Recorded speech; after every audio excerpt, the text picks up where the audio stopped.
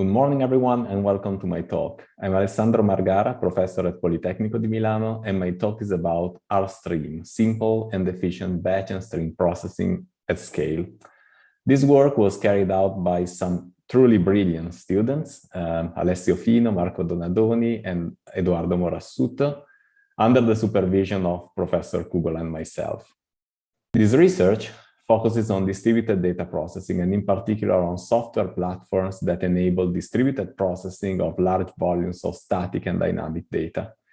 We all know that distributed data processing is extremely challenging. Developers want to use the resources of a distributed computing infrastructure for performance, higher throughput, lower latency, scalability to larger data volumes, and so on. However, distribution brings additional complexity in terms of internode communication, synchronization, deployment, fault tolerance, you mentioned it. Of course, there's exists a tension between performance and complexity. Writing program-specific code using low-level primitives may bring significant advantages in terms of performance. Consider, for instance, custom code that uses message passing primitives like MPI for communication. Developers have a lot of flexibility to optimize the code and achieve a high level of performance. They can customize data manipulation for the specific problem at hand. For instance, they can mutate data in place and minimize copies of memory blocks and so on. However, this comes at the added complexity of manually handling all concerns related to distribution, concurrency, synchronization, deployment, fault tolerance, and so on. To overcome this complexity, over the last decade, many distributed processing platforms adopted a simplified data flow, programming, and execution model.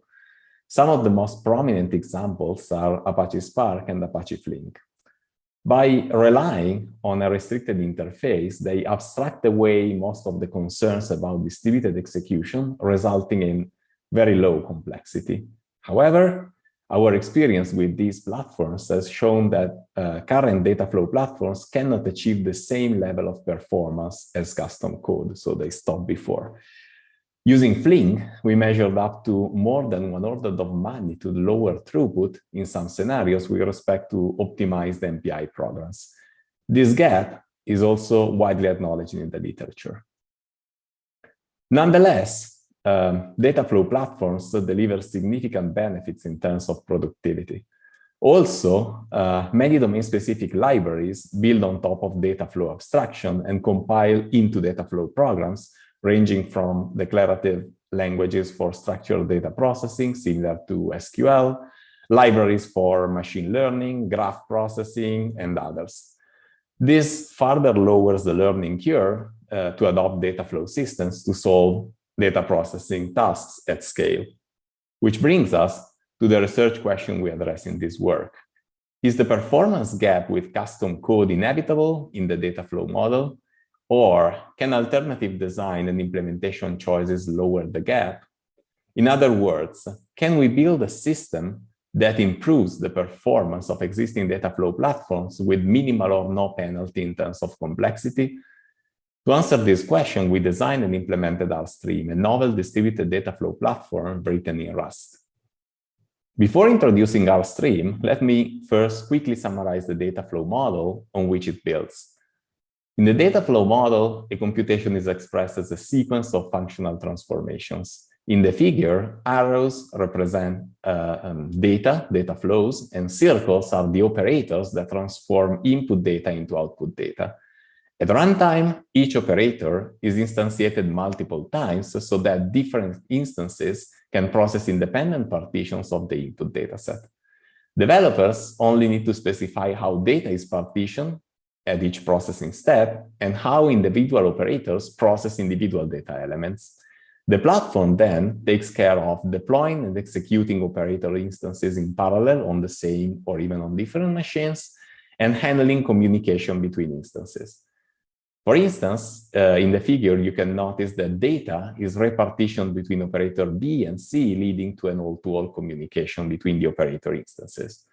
The model is suitable for both bounded datasets, which is typically referred to as batch processing, and unbounded datasets, stream processing. While most of the existing platforms run on Java virtual machine environments, RStream is written in Rust, a compiled language that provides high-level abstractions at virtually no cost. Let me mention some aspects that I believe contributed to the expressivity and performance of RStream. First, generics and static dispatch. In Rust, developers can express data structures and functions that are generic over one or more types. For instance, all RStream operators consume and produce generic RStream of T, which represents a bounded or unbounded dataset of a generic type T. This construct is implemented at virtually no cost in Rust, which adopts static dispatch. So that means that the compiler generates a separate version of each generic data structure or function for each type in the program. And then the invocation to generic functions are translated into direct calls to the correct version. This simplifies the job of a programmer with no impact on performance with respect to lower level languages. Second, memory management. Rust is famous for memory management. Rust provides automatic and safe deallocation of memory without the overhead of garbage collection.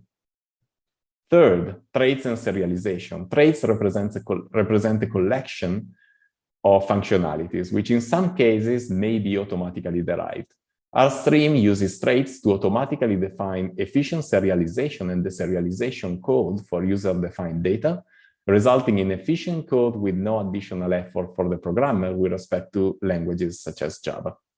Our general implementation strategy is to build a minimal runtime that delegates as many concerns as possible to the operating system. First, in terms of deployment, RStream instantiates each operator instance as a separate process, 12 in the example in the figure. It achieves the best performance when one parallel instance of each operator is instantiated for each physical core in the distributed infrastructure. For example, here we may have 3 physical cores that share one instance of each operator, for example, A1, B1, C1. This delegates to the operating system the task of scheduling instances when they are competing for processing resources. Developers need only specify the set of machines available and the number of cores, and the deployment script automatically starts RStream processes on all machines.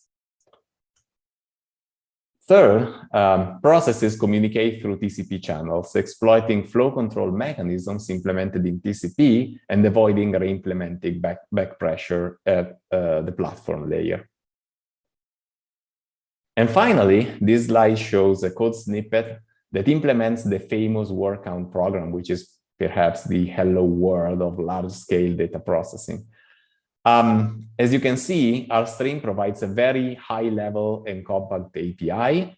For those of you who are familiar with existing platforms, this is nearly identical to the code that one may write in Spark or Flink.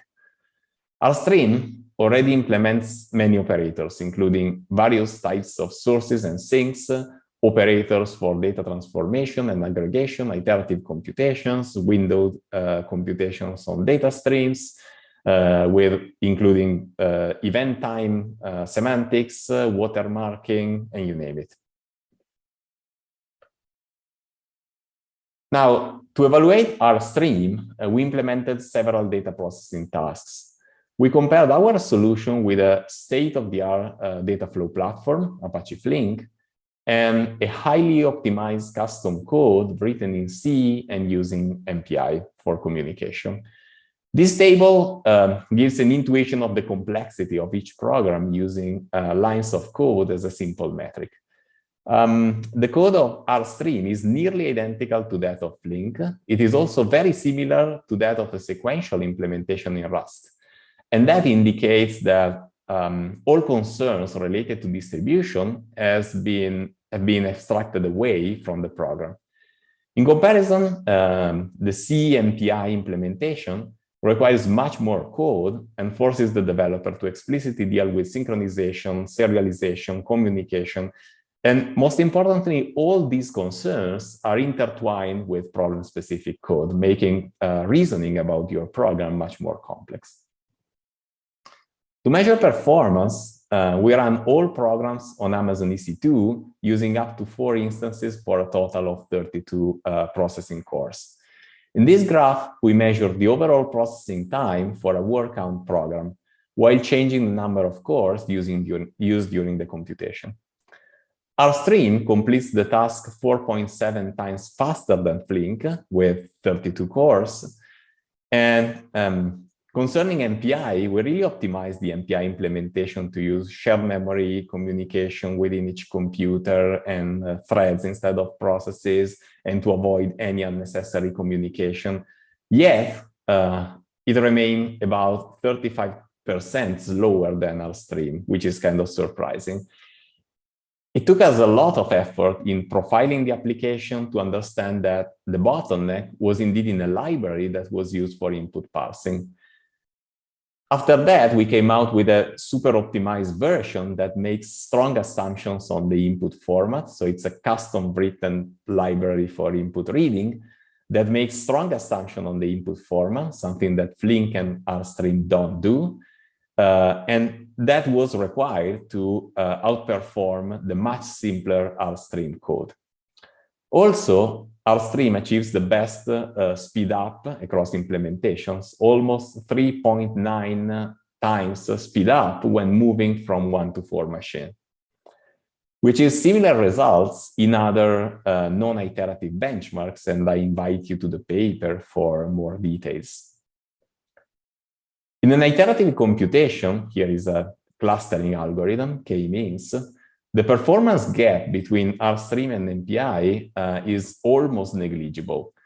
And both outperform Flink by more than 20 times, which is kind of impressive.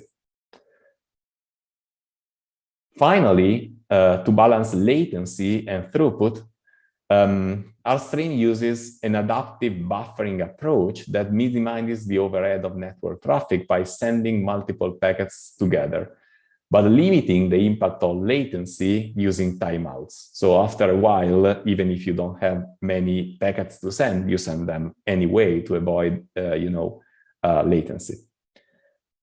This graph shows that under a sustained load for stream processing, RStream can deliver sub-millisecond latency, so compared to modern platforms once again. So our experience with RStream provides a very positive answer to our research question. It is indeed possible to design data flow platforms that achieve better performance than existing platforms with virtually no added complexity for the programmer. Our experiment showed that RStream can compete with custom code, offering up to 20 times better performance than Flink in iterative computations. This is an ongoing work, and we have already made quite some progress beyond what we presented today. First, we have a new multi-threaded implementation that may reduce the overhead of running multiple processes on each machine and reduces the number of TCP channels open between machines. We now provide a richer API. We support multiple parallel streams that may be split and joined together, and we support many join algorithms. We support more complex iterations, including nested ones, both in streaming and in batch processing. We implemented support tools to help developers working with RStream. For example, we have a visualizer that prints the data flow graph. And in the multi-threaded implementation, we enable testing and profiling RStream programs within a single process, so that developers can immediately understand where are the bottlenecks of their implementation. As for future work, what we are still pursuing is a deeper understanding of the root causes that affect the performance of a data flow engine. RStream provides significant hints in this direction, but we aim to isolate and quantify the individual contribution of each design and implementation choice to ultimately push the boundaries of what data flow platforms can achieve today. And this concludes my presentation. Thanks a lot for your attention, and I'm available for comments, suggestions, and questions. Thanks.